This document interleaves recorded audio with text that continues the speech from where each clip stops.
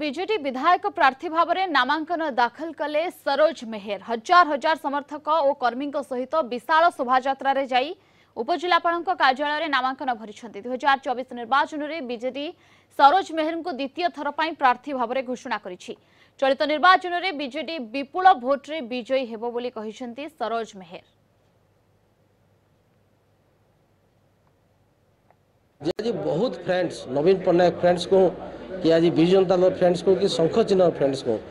कि सरोज मेहर की मैंने भल पूछन आज समस्त गोटे टी सार्ट लगे फोटो वाला मुझे अनेक अनेक धन्यवाद देवी से बंधु मान के से दादा भाई मान के से माँ मान को और आज समस्त एकजुट होकर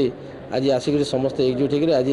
नॉमिनेशन समस्ते सामिल होन आप देखिए एत खरारे समस्ते चली चली चली चली आसिक पूरा एकजुट होकर आसुले और समस्त को अशेष धन्यवाद देमी आज